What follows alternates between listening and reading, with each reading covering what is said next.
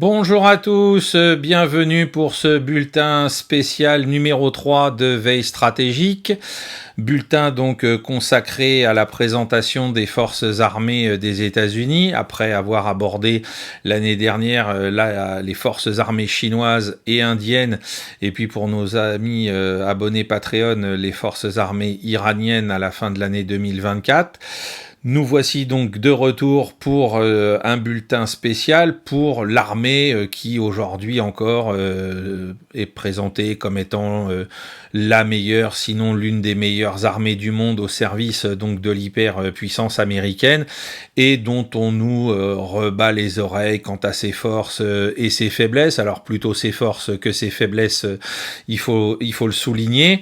Donc on va essayer de faire une présentation synthétique des quatre grands piliers de ces forces armées, l'armée de terre, la marine, l'air force, et puis bien évidemment aussi le corps des Marines qui constitue une branche un peu particulière et spécifique aux forces armées américaines.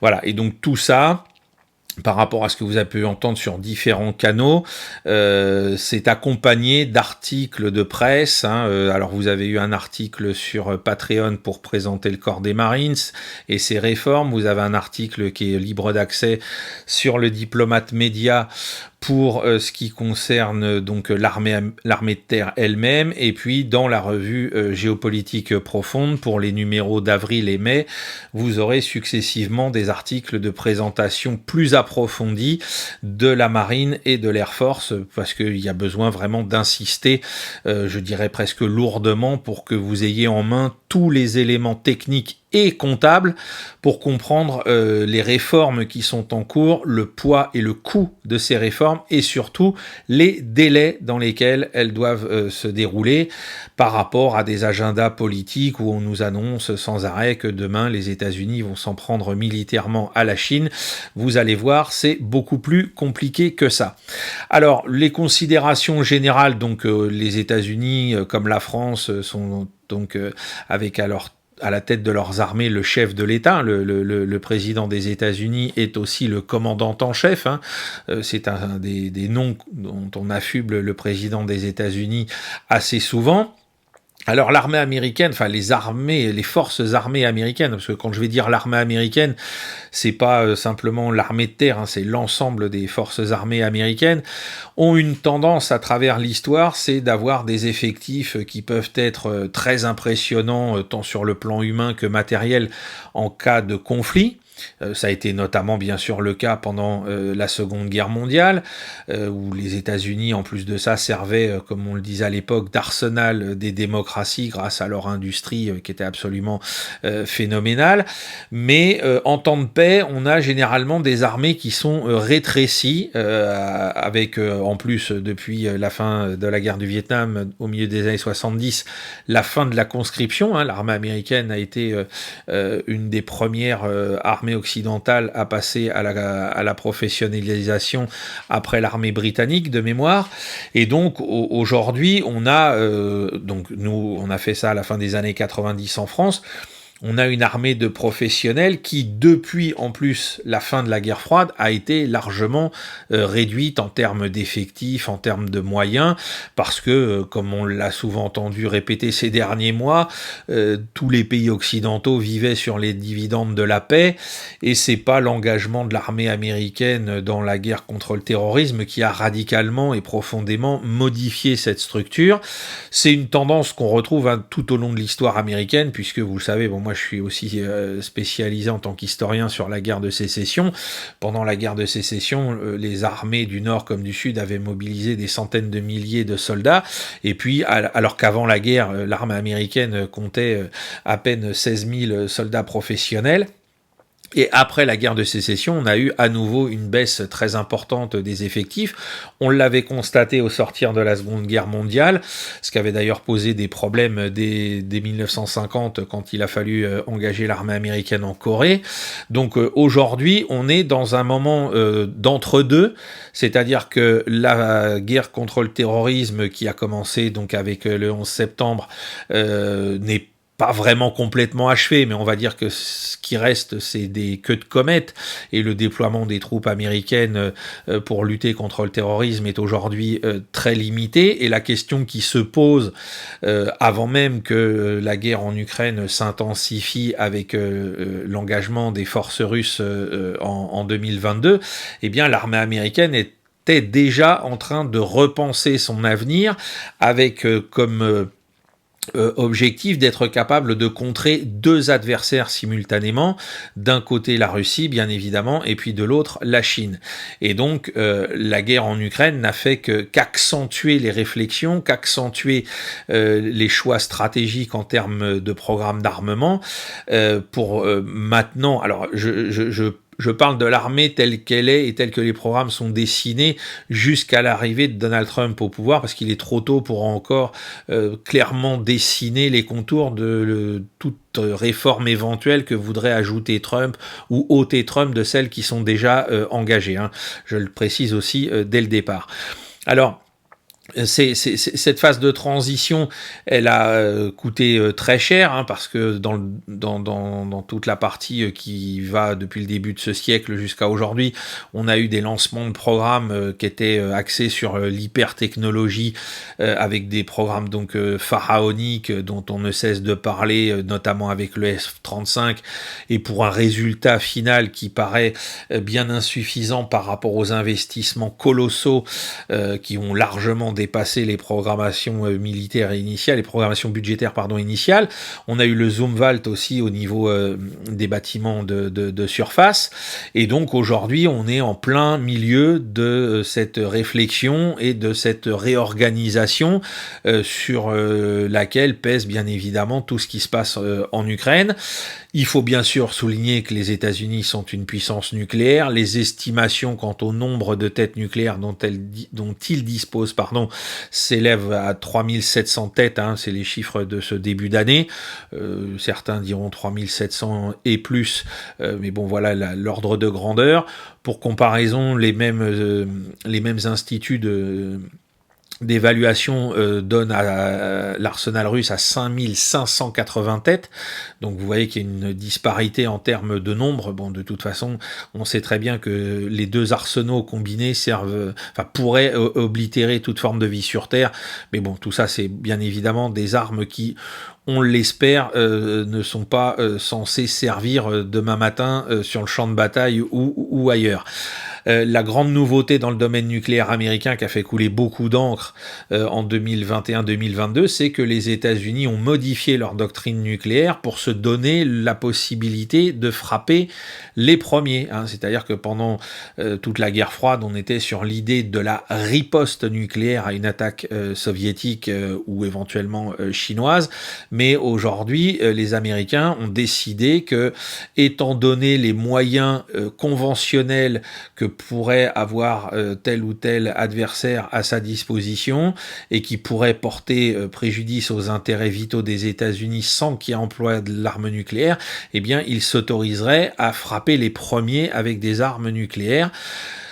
Et ça a engagé les Russes à faire exactement la même chose en 2022. Alors ça fait pousser des cris d'orfraie à tout le monde, alors que c'était quasiment passé inaperçu pour les États-Unis. Comme d'habitude, on était dans le deux poids, deux mesures dans la présentation médiatique. Voilà ce qu'on peut dire sur les considérations générales. Alors en ce qui concerne l'US Army, donc l'armée de terre américaine, avait été décidé d'en réduire les effectifs l'année dernière, d'environ 24 000 hommes. Alors hommes au sens soldats, alors ça veut dire aussi des femmes. On devait supprimer environ 24 000 postes, soit environ 5% de l'effectif total. Ça avait été décidé en février 2024, mais on s'est rendu compte que ça allait poser des problèmes. Donc, par rapport notamment à certaines missions très spécifiques qu'on doit revoir aujourd'hui avec l'éclairage du conflit en Ukraine, la défense antiaérienne, la lutte contre les drones, tout ce qui concerne le cyber, le renseignement, les frappes à longue portée.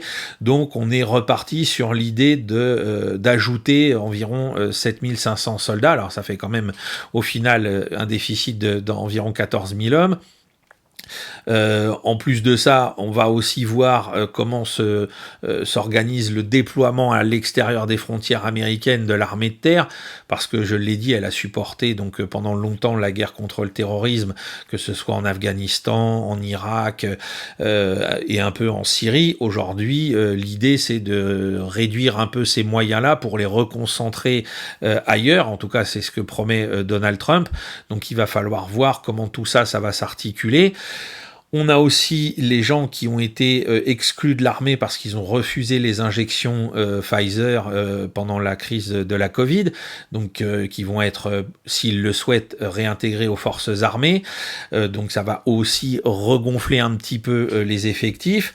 On verra si Donald Trump relance une politique de recrutement plus importante, sachant, comme on a eu de cesse de le dire à de nombreuses reprises sur cette antenne comme sur d'autres, qu'il y a un gros problème de niveau de qualité des recrues en termes non pas simplement intellectuels, parce que là le niveau est à peu près constant, mais on a un gros problème dans le recrutement quant aux critères physiques.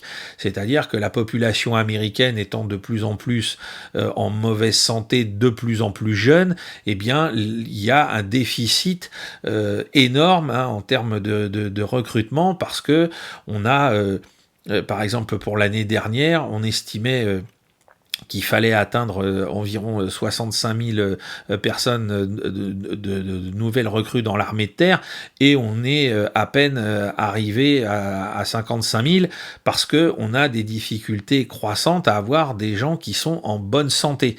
Donc ça, c'est un gros souci. On a aussi un autre problème qui est lié à l'amélioration de la situation économique des États-Unis, même si sous Biden, ça commence à se détériorer, parce que les gens, pendant toute la partie, notamment des années 2000, les États-Unis n'étaient pas forcément, surtout après 2008, au mieux de leur forme au niveau économique, et donc on avait des jeunes qui étaient séduits par l'engagement dans l'armée, qui leur permettait, s'ils survivaient à leur déploiement en Outre-mer, à avoir ensuite accès à des études universitaires, ce qui pour ceux qui étaient issus des classes défavorisées était une véritable aubaine. Eh bien ça s'est aussi un peu tassé. Donc vous avez deux problèmes, l'un c'est la santé et puis l'autre c'est l'amélioration de la situation économique, qui fait que la carrière militaire est moins attrayante qu'elle ne l'a été, et donc au final on arrive avec un objectif pour 2029 qui est de 470 000 soldats dans l'armée de terre.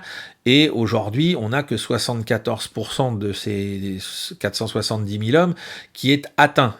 Donc il manque un quart de l'effectif que veut atteindre l'US Army à la fin de la décennie. Donc c'est énorme. Il va falloir donc revoir la façon dont, d'un côté, comme le fait Kennedy Jr., remettre Make America Healthy Again, la rendre en meilleure santé, et puis de l'autre côté, comment rendre les carrières plus attrayantes sur le plan financier, parce que ça va être une grosse difficulté pour atteindre ces 470 000 hommes. Il reste 4 ans pour y parvenir. Donc on va voir comment, et donc ça correspond à peu près au mandat de Donald Trump, donc on va voir comment il va s'y prendre pour réaliser ce regain d'attractivité.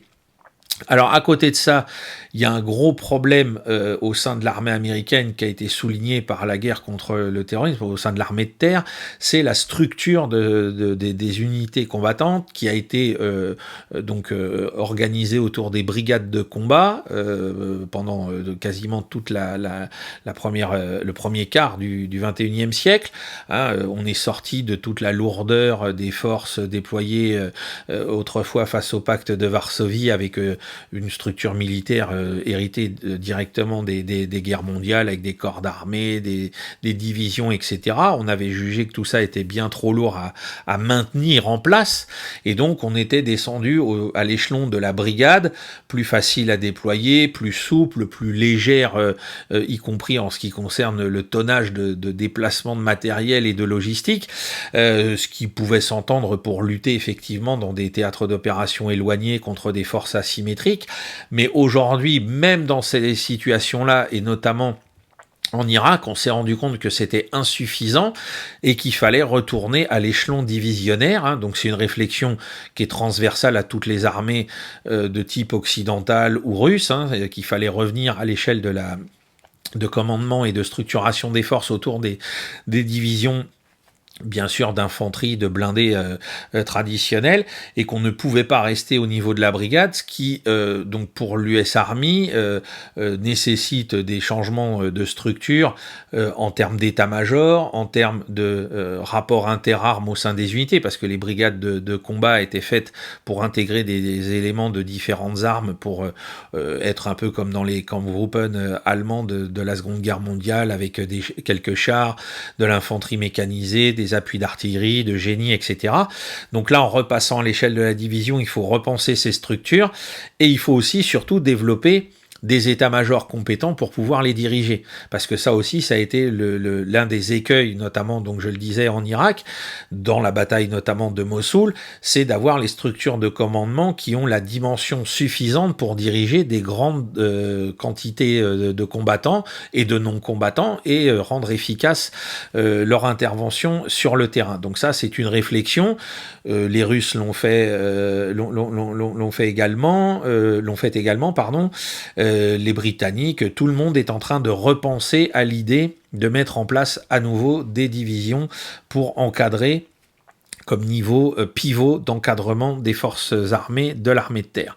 Alors, à côté, bien évidemment, de ces problèmes de doctrine ou de ces problèmes de recrutement, on a également, bien sûr, tout ce qui concerne la modernisation avec le cyber, avec les drones, etc. On a bien compris avec ce qui se passe en Ukraine qu'aujourd'hui, il était nécessaire d'investir à très très grande échelle dans les drones sur le champ de bataille. Hein. C'était devenu un instrument pivot des combats, et donc l'armée américaine se met également au diapason avec la création de centres d'entraînement pour pouvoir faire face à ce genre de choses, pour mettre les soldats en situation. Alors bien évidemment, on imagine qu'il y aura des retours d'expérience, tant des mercenaires que des forces spéciales américaines qui sont engagées en Ukraine très discrètement aujourd'hui autour de ces questions-là, mais ça devient central pour pouvoir gérer les combats éventuels de demain, de prendre en compte d'abord l'aspect cybernétique du champ de bataille, des communications en direct entre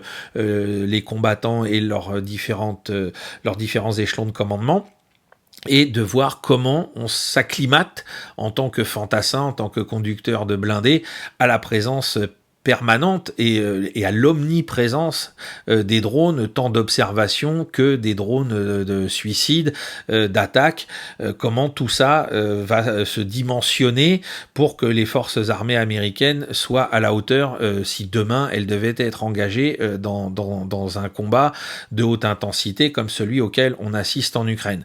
Donc on voit bien que l'US Army, l'armée de terre, est donc en pleine mutation, qu'elle fait le pari de la spécialisation de ses moyens et de la restructuration de ces unités de base, à travers donc le retour des divisions, mais qu'on voit que des faiblesses persistent, et notamment la plus importante, c'est-à-dire les hommes qui sont en quantité insuffisante, les recrues qui sont en quantité insuffisante, et dont l'espoir d'en recruter plus et en bonne santé n'est pas encore acquis, loin de là, par rapport à tout ce qui est dans les rouages de cette réforme, et qui doit aboutir à la fin de la décennie. Il reste encore beaucoup de choses à voir, et il va surtout être très important de voir comment on va répondre à ce que pose le conflit en Ukraine comme problème, c'est-à-dire le retour de ce qu'on appelle dans le jargon militaire les gros bataillons. Est-ce que l'armée de terre américaine, avec un peu moins de 500 000 hommes en 2029, pourrait vraiment faire face à un conflit de haute intensité contre un pays, et notamment la Chine, qui est capable de déployer plus d'1 million d'hommes dans son armée de terre.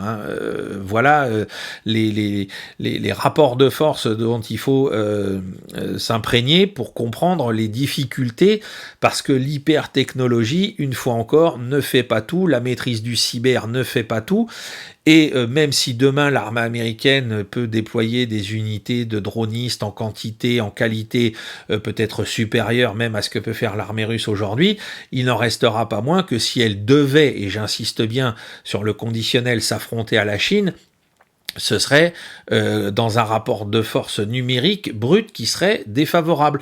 Donc est-ce qu'on va en rester là? Ça, c'est la grande interrogation à laquelle je pense l'administration Trump devra répondre dans les mois qui viennent, parce que vu que les programmes de réforme sont engagés depuis un moment, il va falloir soit les maintenir tels quels, soit les amender assez vite pour que ça porte ses fruits un peu plus tard, et avant notamment la fin du mandat de Donald Trump. Alors ensuite, on va parler de l'US Navy. Alors l'US Navy, c'est le pion majeur de toute éventuelle confrontation avec la Chine, hein, puisque la Chine n'a pas de frontière terrestre, même très proche des États-Unis. Hein. Il faut à tout prix que ça se passe via une projection des forces pour les États-Unis d'aller affronter la Chine, et une projection des forces à l'autre bout du Pacifique. Alors bien évidemment, les Américains ont l'expérience de ce qu'ils ont fait entre 1942 et 1945 contre le Japon, mais cette expérience est lointaine, et puis l'adversaire n'est plus du tout le même, et la problématique n'est plus du tout la même.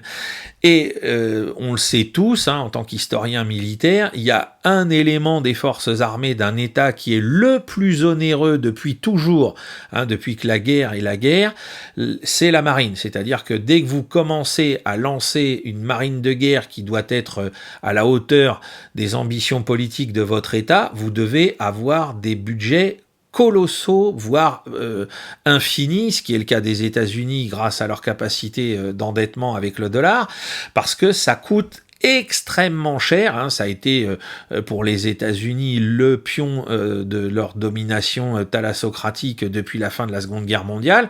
Ça doit le rester, simplement le problème c'est qu'aujourd'hui, face à eux, ils ont un pays comme la Chine qui lui a développé énormément sa marine, qui a bien compris que même si c'était un empire au départ terrestre, il était bordé de côtes, et qu'au large de ces côtes il y avait l'île de Taïwan, qu'il souhaite récupérer d'ici 2049 dans le giron de souveraineté de Pékin, de manière tout à fait légitime, puisqu'en droit international, Taïwan n'existe pas en tant qu'État. On peut être d'accord ou pas, mais c'est un état de fait, et que pour le Parti communiste chinois, et je pense que pour n'importe quel nationaliste chinois sincère, il n'y a pas de distinction à faire entre les deux, et donc le programme naval chinois, je vous renvoie à la première vidéo qu'on a fait l'année dernière sur les forces armées chinoises, est très important, et donc numériquement le nombre de bâtiments disponibles pour l'US Navy est bientôt inférieur à celui des bâtiments déployés par la marine chinoise, hein, qui elle vise les 400 navires pour 2035. Et aujourd'hui, les constructions navales américaines sont complètement embouteillées. On a des problèmes bien évidemment budgétaires qui font que les commandes s'accumulent peut-être, mais on n'arrive pas à pouvoir sortir les navires au même rythme, alors que aujourd'hui, l'US Navy tente de rattraper quelque part son retard, parce que l'objectif c'était de faire de la construction de bâtiments en petit nombre, mais avec de l'hypertechnologie. C'est notamment donc le cas de ce qu'a été un autre grand échec industriel américain, c'est les frégates Zumwalt, qui ont été mais vraiment un désastre. Hein, c'est-à-dire que les Zumwalt, ça a terminé, on devait en avoir, je sais plus, 5 ou 6 ou peut-être jusqu'à 10, et puis finalement, je crois qu'il n'y en a que 3 qui ont été lancés, parce que c'était trop cher, c'était de l'hypertechnologie, et comme d'habitude, à la fin, les Chinois, eux, ont montré que bon, on pouvait avoir de l'hypertechnologie, mais qu'on n'était pas obligé d'être à la pointe du dernier cri, et que l'essentiel, c'était d'avoir une masse critique de navires pour défendre les côtes et les intérêts de la Chine. Donc aujourd'hui, les États-Unis sont confrontés à cette problématique-là, d'autant qu'ils doivent continuer d'entretenir des navires pendant qu'on essaye d'en construire de nouveaux. Parce que je rappelle que parmi le fleuron de la thalassocratie et de la domination thalassocratique américaine, ça s'appelle le porte-avions depuis 1945. Donc l'objectif d'ici 2036, c'est d'avoir encore entre 10 et 11 porte-avions, 10 ou 11 porte-avions qui soient en service et qui soient globalement tous de la dernière classe mise en service, c'est-à-dire la classe Gerald Ford qui est rentrée en service en 2017. Et en même temps d'avoir ensuite celle qui est en cours de fabrication, d'achèvement. Le premier de sa classe va bientôt sortir des chantiers navals, c'est la classe John Fitzgerald Kennedy, et qui doit être ensuite suivie de celle de la classe USS Enterprise, qui elle est prévue pour 2028. Donc on a plein de programmes qui sont en cours, mais il faut attendre que ces programmes permettent le remplacement progressif, et il faut comprendre que chaque porte-avions coûte 13 milliards de dollars.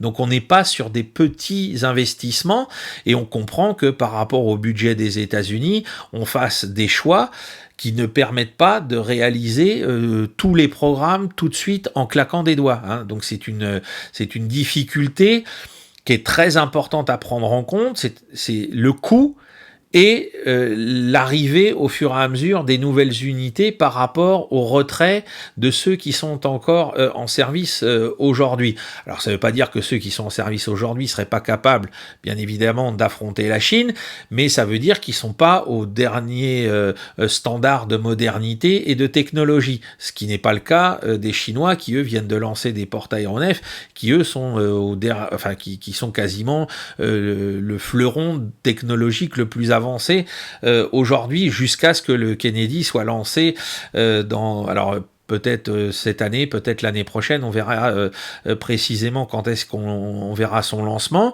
Alors à côté de ça, on a un autre problème avec les navires de surface, donc puisque les Zumwalt n'ont pas réussi à atteindre leurs objectifs, donc on est sans arrêt en train de remettre à jour les destroyers, notamment de la classe Harley Burke, pour leur donner une durée de vie plus importante, alors qu'ils ont été mis en service à la fin de la guerre froide dans les années 90, enfin au début des années 90, enfin même après la guerre froide, et donc on va arriver avec des bâtiments qui vont achever leur vie en 2028 et jusqu'en 2036.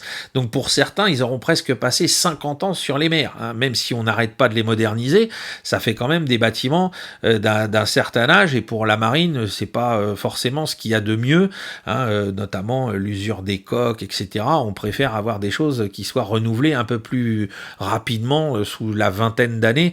C'est beaucoup plus raisonnable. Alors, on a du coup un nouveau programme qui s'est inséré pour essayer de combler tout ça, parce que à côté, les croiseurs Ticonderoga, eux, vont être retirés du service. Il en reste encore 9 aujourd'hui, et normalement sous 2 ans ils vont disparaître, ils vont être retirés, et donc ça va être les DDG entre guillemets X qui doivent prendre la suite, mais les premiers seront disponibles à partir, ils ont été mis en chantier, mais les premiers devraient être lancés qu'en 2032.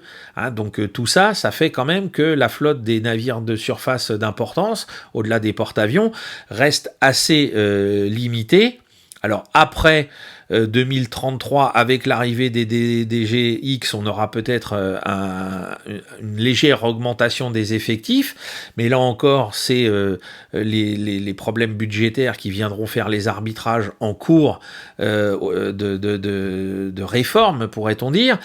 Et à partir de 2050, on estime que le nombre de grands navires de surface autres que les porte-avions devrait atteindre les 75 unités. Voilà, donc on aurait 10 à 11 porte-avions, 75 unités destroyers notamment, et croiseurs de surface qui seraient à disposition de l'armée de l'US Navy pour faire face à la marine chinoise. Mais donc tout ça, c'est en attente de fabrication au sens vraiment matériel du terme. C'est-à-dire que on a beau avoir des lignes budgétaires dans les différents budgets américains, en termes de bateaux qui flottent et qui sont opérationnels, on est toujours avec des bâtiments donc qui datent de la fin des années 90, donc qui ont plus de 30 ans aujourd'hui et qui risquent d'avoir une durée de vie qui atteigne les 50 ans si les nouveaux bâtiments ne sont pas au rendez-vous au début des années 2030. Hein, parce que comme d'habitude, comme on l'a vu avec le Zumwalt, vous pouvez avoir toutes les lignes budgétaires du monde pendant un temps. Il suffit qu'il y ait un problème au niveau économique et puis vous commencez à couper, vous arrêtez tel ou tel nouveau lancement ou telle nouvelle fabrication et puis vous vous retrouvez avec moins de navires que ceux qui étaient prévus initialement. Donc il faut être très attentif à tout ça. Alors à côté, vous avez un autre type de navire qui est très important pour la stratégie américaine, c'est les Littoral Combat Ships, donc LCS, hein, qui eux, donc aujourd'hui sont au nombre de 16 et qui vont remplacer les frégates Constellation, puisque bon, elles ont été considérées comme étant peu fiables et inadaptées aux problématiques d'aujourd'hui. D'ici 2030, sur ces 16 LCS, on devrait en conserver entre 10 et 12. Et puis ensuite, on devrait avoir, ils vont être remplacés, pardon, par les frégates Constellation, excusez-moi, je me suis mal exprimé, c'est les Littoral Ship, Combat Ships vont être remplacés par les Constellations, qui elles devraient être au nombre de 24 en 2035 et de 57 en 2036. Mais là encore, ça fait énormément d'investissements, énormément de construction à réaliser. Alors c'est des navires qui devraient être donc complètement polyvalents au niveau anti-sous-marin, anti-aérien, anti-navire, mais on a déjà aujourd'hui des retards de livraison, hein, puisque les premières devaient être lancées, le premier exemplaire devait être lancé en 2026, et on a déjà repoussé à 2027. Donc vous voyez que ça pose des problèmes déjà aujourd'hui de remplacer ces LCS par les nouvelles frégates Constellation.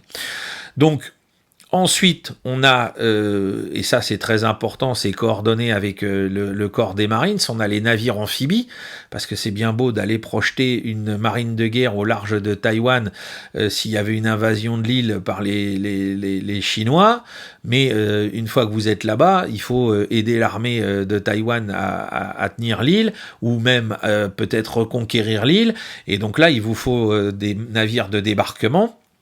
Donc aujourd'hui, on estime qu'on va en maintenir environ 31 unités après 2026.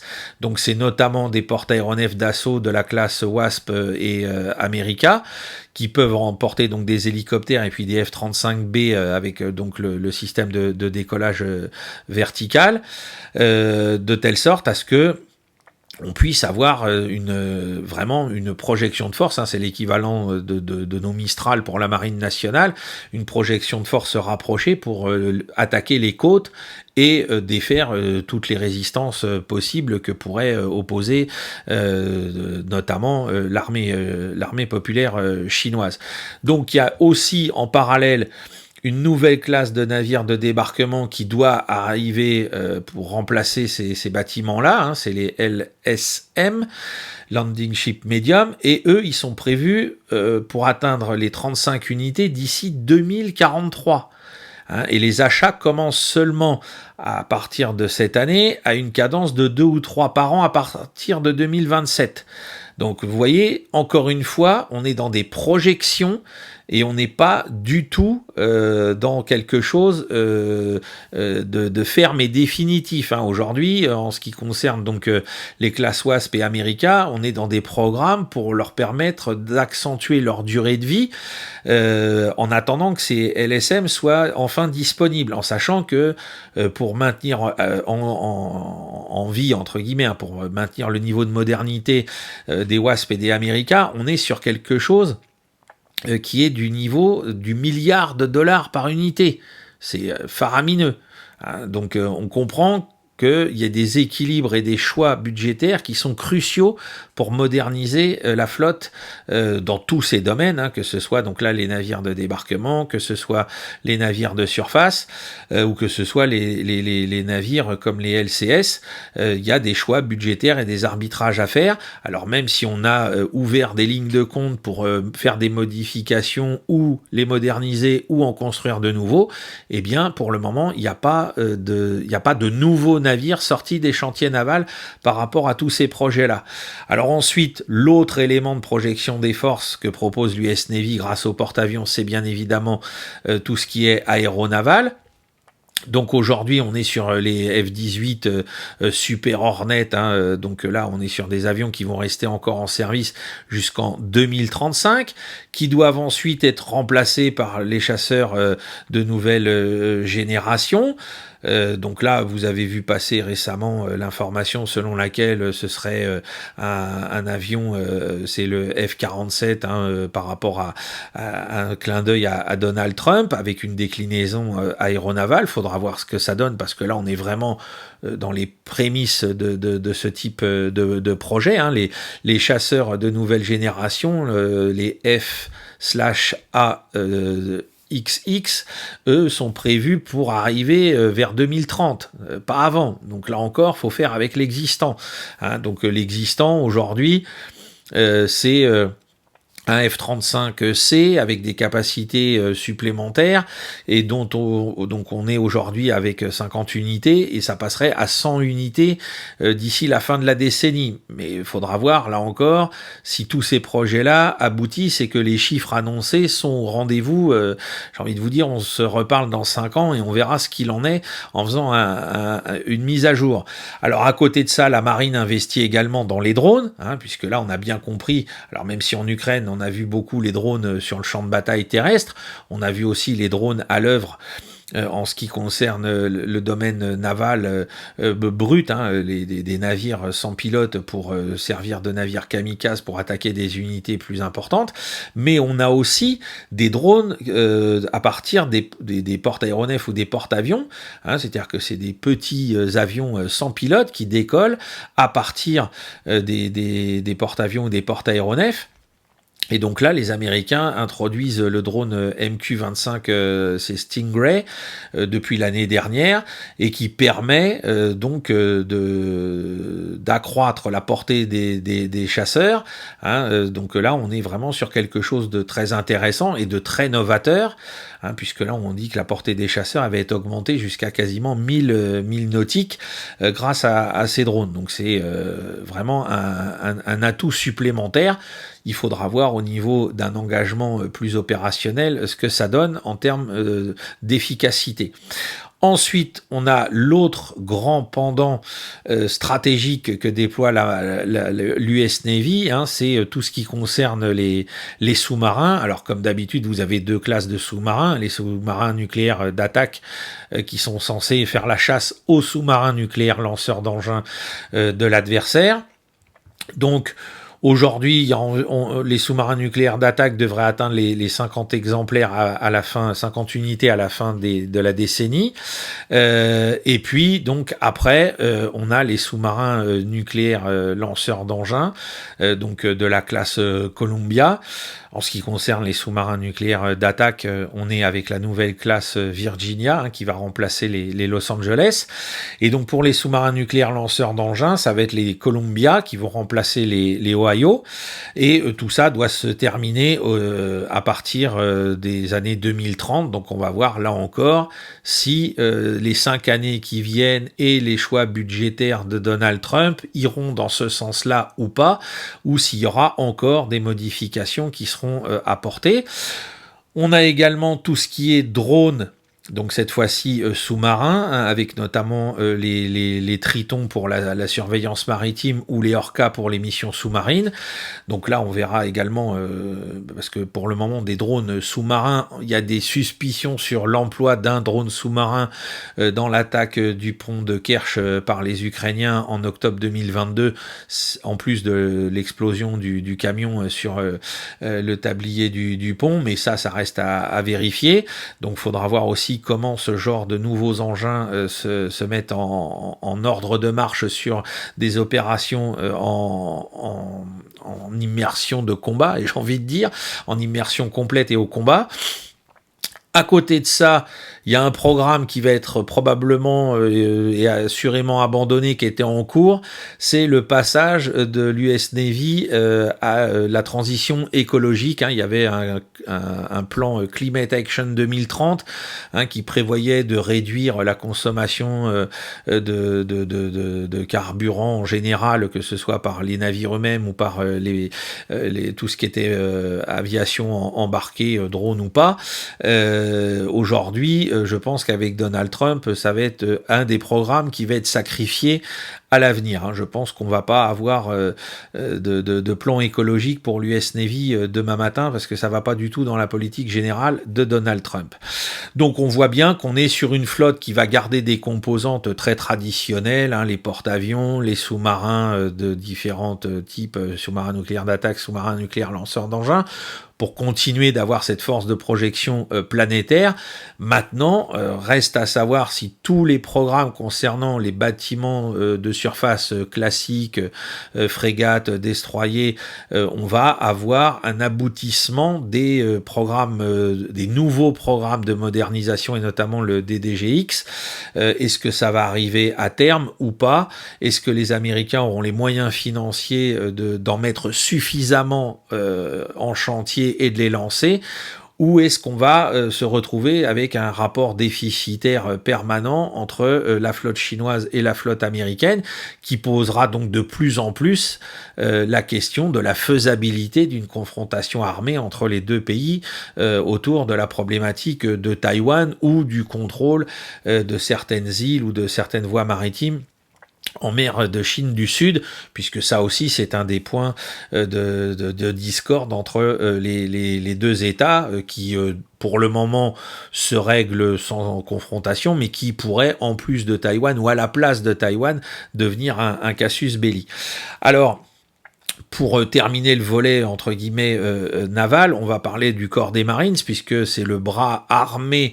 Donc il y a la projection des forces aéronavales qui est autorisée par la Marine, il y a la projection nucléaire qui est autorisée par les sous-marins lanceurs d'engins, et bien évidemment la flotte américaine est l'outil de projection du corps des Marines, qui est le corps expéditionnaire par excellence de la puissance américaine depuis toujours, puisqu'il a été son histoire colle avec l'histoire des États-Unis. Alors il s'est surtout rendu célèbre un petit peu pendant la Première Guerre mondiale, en étant engagé bizarrement en Europe sans avoir à débarquer à Bois-Bello en France, mais surtout dans le Pacifique, pendant la guerre du Pacifique, à partir de 1942 et le début de la reconquête des différentes îles que les Japonais avaient conquis.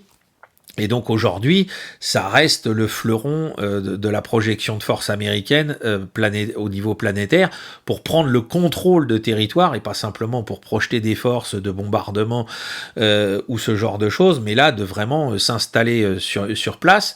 On les a même vus intervenir en Afghanistan. Il n'y a pas une seule côte en Afghanistan, donc ça paraissait un petit peu bizarre de les voir là. Bien évidemment en Irak également, on les a vus au combat, mais loin de leur mission de débarquement amphibie. Alors lui aussi, le corps des Marines s'est soumis à une réforme, qui est le Force Design 2030, qui a été entamé il y a donc 5 ans maintenant, en 2020, par le général Berger, et qui vise à moderniser lui aussi le corps des Marines. Ça a abouti notamment à la disparition des chars de combat de l'arsenal du corps des Marines, alors que notamment dans le Pacifique en 1942-45, c'était un des moyens d'appui des Marines contre les fortifications japonaises sur les différents atolls. Là, les Marines ont dit bon, maintenant ça nous sert plus à rien, donc il faut qu'on se modernise. On a très bien compris que que les forces de projection aujourd'hui sont de plus en plus compliquées à mettre en œuvre parce que il y a des missiles anti-navires dans l'arsenal chinois, dans l'arsenal iranien qui peuvent anéantir les navires avant même qu'ils atteignent les côtes. Donc il faut avoir un corps des Marines qui est plus léger, qui est plus souple, mais qui reste avec un niveau de létalité toujours très élevé, voire plus élevé que ce qu'il avait avant. Et donc aujourd'hui, on mise, alors en termes de structure, on a créé donc des Marine Littoral Regiments, des MLR, donc c'est des unités mobiles avec environ 2000 soldats qui sont là pour pouvoir faire du saut d'île en île, pour éventuellement perturber le trafic maritime d'un éventuel adversaire. Donc ils sont disséminés dans le Pacifique, il y en a qui sont à Hawaï, il y en a qui sont à Okinawa, puisque les Américains continuent d'occuper l'île d'Okinawa depuis maintenant 80 ans, puisque la bataille d'Okinawa, c'est en 1945. Ils emploient des batteries de missiles anti-navires pour ça, c'est-à-dire qu'ils ont compris, leurs adversaires potentiels chinois en tête ont mis en avant des missiles anti-navires, donc eux aussi. Donc c'est des batteries qui s'articulent autour du système Nemesis, et donc qui sont capables de frapper avec des missiles Naval Strike jusqu'à environ 100 000 au large des côtes où ils sont déployés. Donc ça permettrait de bloquer les voies maritimes et ensuite de s'évacuer assez rapidement des endroits où ils sont déployés avant de se prendre une riposte dans la figure. À côté de ça, puisqu'ils ont plus de chars, ils ont décidé de déployer de plus en plus de drones eux aussi. Donc ça, c'est très important de comprendre qu'aujourd'hui, on le voit en Ukraine, c'est le drone qui sert de force de frappe presque à égalité avec l'artillerie, et je pense que demain, ce sera même plus que l'artillerie. Donc c'est des systèmes qui sont très très importants et que les Marines mettent en avant. Et puis eux aussi, ils ont des F-35B Lightning II. L'année dernière, il y en avait 63 qui étaient déjà mis à disposition, donc avec décollage court, furtivité, et puis interconnexion avec l'ensemble du corps de bataille. Néanmoins, donc on a là encore une réduction des effectifs, puisque l'idée c'est de passer de 186 000 hommes en 2020 à 174 000. On verra si tout ça est soutenable par rapport à, comme d'habitude, l'idée d'un conflit de haute intensité face à des gens qui sont capables d'utiliser et de déployer, comme je le disais tout à l'heure, des gros bataillons. Et pour pouvoir favoriser ce déploiement, eh bien, on a mis en place des Expeditionary Advanced Based Operations, qui sont là, c'est des bases temporaires, qui donc permettent au corps des Marines de se déployer, de frapper, et puis ensuite de se replier très rapidement afin d'éviter d'être détruit par la riposte adverse. Et donc tout ça est fait pour s'affronter éventuellement un jour à la marine chinoise. Donc je disais tout à l'heure, les Américains visent l'idée d'avoir 381 navires. De l'autre côté, la marine chinoise aujourd'hui en a 370 et ça ne cesse de s'agrandir. Ce nombre ne cesse de croître chaque année. Donc il faudra voir comment ces forces seront adaptées à mesure que leur restructuration s'effectue d'ici 2030 par rapport à l'augmentation des effectifs et des moyens de l'armée chinoise, parce qu'il n'est pas dit que les réformes entreprises en 2020 seront capables de répondre aux défis que pose l'augmentation des moyens de la Chine aujourd'hui. Donc ça, c'est extrêmement important de le souligner, parce que aujourd'hui, tel que le résument certains observateurs, on est dans une idée que le corps des Marines, c'est un peu David contre Goliath, mais est-ce que David sera armé d'une fronde suffisamment puissante et décisive? Ça, c'est pas encore acquis par rapport, comme d'habitude, au fait que les réformes de modernisation et d'équipement ne sont pas achevées. Dernier point, et c'est l'autre grand pilier de la projection de force des États-Unis, c'est l'US Air Force. L'US Air Force qui elle aussi donc a vu ses effectifs diminuer très largement au cours des dernières décennies depuis la guerre froide où elle était à plus de 3000 appareils. Aujourd'hui on est descendu à quelque chose qui est à peine au-dessus de 2000 appareils et on projette d'en retirer encore 500 d'ici 2030. Donc on est vraiment sur l'idée comme d'habitude de la réduction des effectifs. On va voir disparaître vraisemblablement donc le mythique avion d'attaque au sol A-10 Thunderbolt, le Warthog.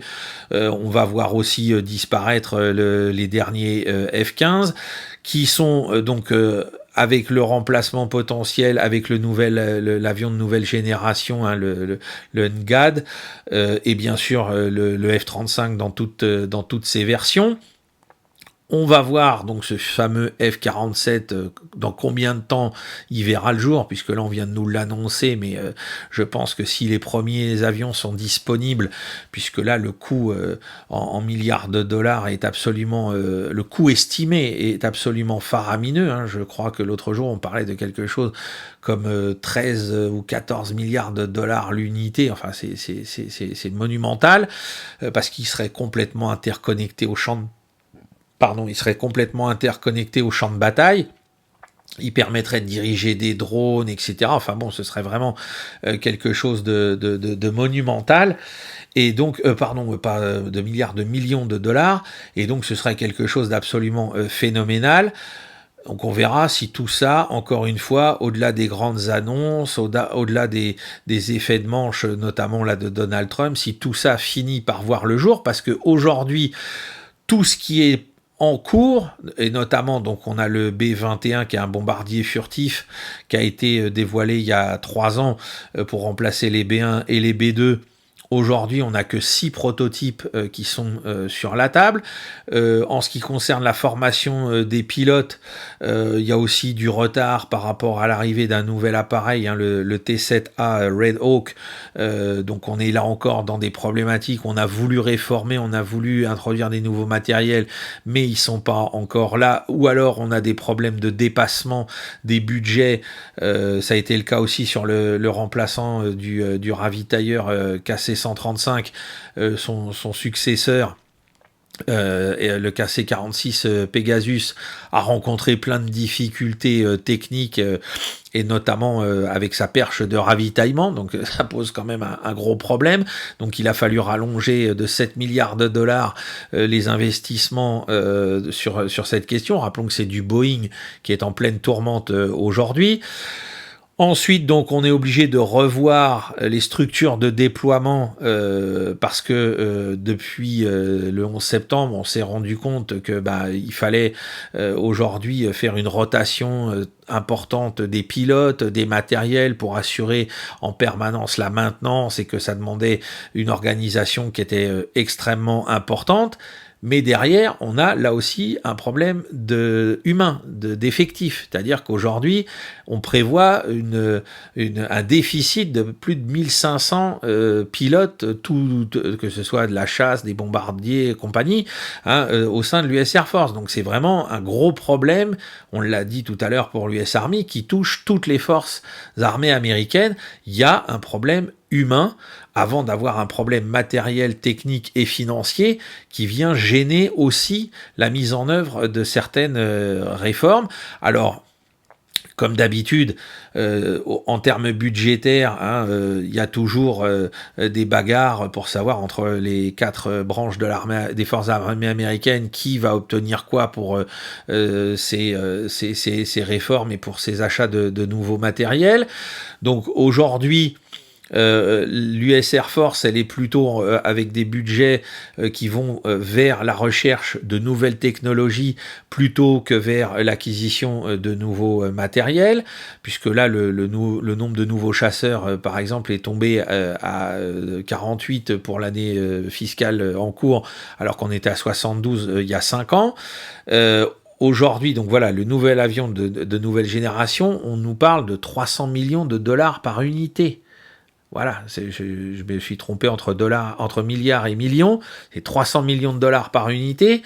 avec la possibilité donc de s'interconnecter avec des drones sur le champ de bataille, avec d'autres systèmes d'armes, etc., de telle sorte à pouvoir assurer avec un seul appareil une domination dans un espace donné beaucoup plus importante et beaucoup plus efficace qu'avec un déploiement de plusieurs appareils. Donc on est vraiment dans quelque chose de très coûteux, mais encore une fois, combien d'appareils pourront être mis en œuvre? On parle au départ, on veut en mettre 200, est-ce que on n'en aura pas la moitié seulement qui sera déployée?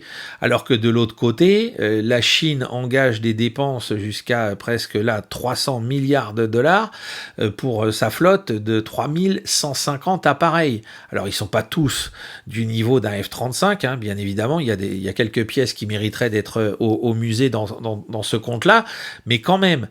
Et en plus, on voit qu'aujourd'hui, les Chinois commencent à laisser voir leur appareil de 6e génération, qui est déjà, semble-t-il, à l'état de prototype, même si ça reste à vérifier, que les Russes, eux, avec le Su-157, sont déjà dedans. Donc, il va falloir, encore une fois, faire des arbitrages pour savoir où on va arriver d'ici 2030. Entre les recherches de nouvelles technologies, les appareils à remplacer et la modernisation de certains.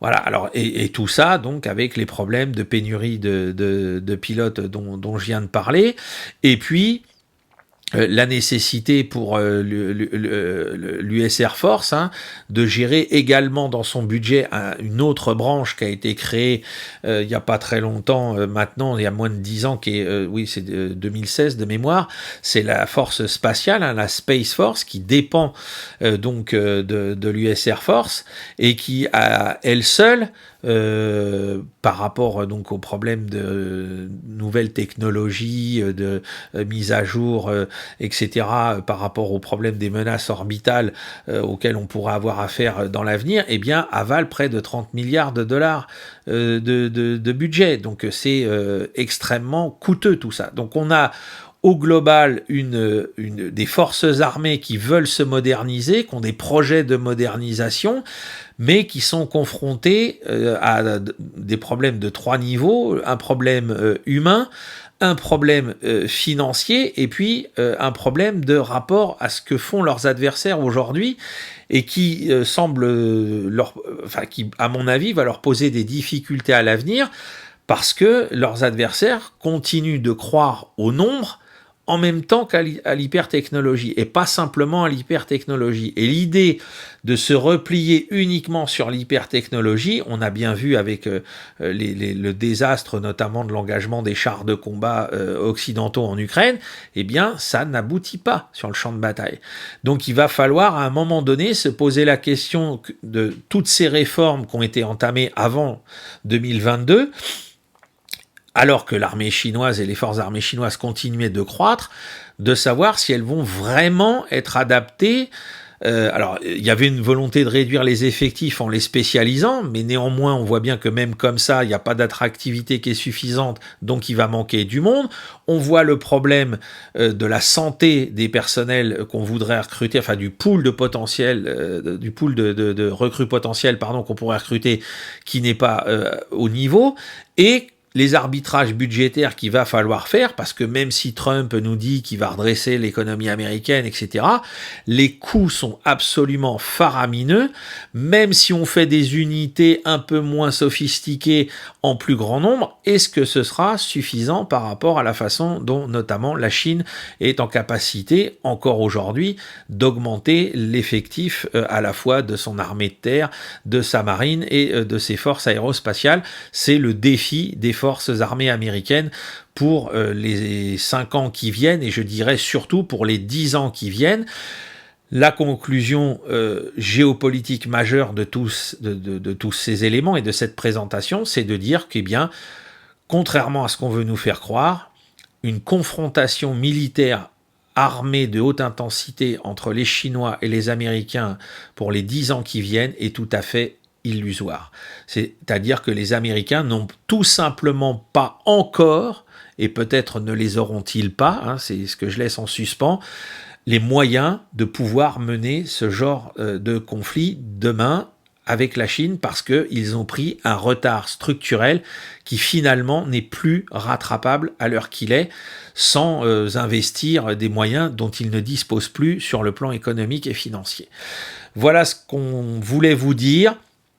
On vous invite à diffuser énormément cette vidéo et puis ensuite à lire les différents articles dont on a parlé en introduction pour avoir une vision globale et permettre aux gens autour de vous de comprendre que le narratif qu'on vous sert sur l'idée d'une guerre, parce que la guerre économique, la confrontation économique avec la Chine, d'accord, il n'y a pas de souci, ça c'est tout à fait faisable, mais la guerre de haute intensité entre Pékin et Washington, c'est pour le moment de l'ordre du fantasme et ça risque de l'être encore au minimum en imaginant que les Américains fassent aboutir tous leurs projets. Ce ne sera pas avant 2035 que ça pourrait devenir quelque chose de réel. Voilà, chers amis, ce qu'on voulait vous dire. On espère que vous diffuserez largement ce bulletin qui vous plaira autant que les bulletins d'actualité au quotidien, enfin hebdomadaire, pardon. Et puis on se retrouve à la fin du trimestre prochain en juin pour un bulletin consacré à notre armée française et à ses difficultés face à la situation internationale. Pour les abonnés Patreon, on fera également un bulletin un peu plus synthétique sur les forces armées turques qui, elles aussi, jouent un rôle géopolitique majeur ces dernières semaines. À très vite. Au revoir.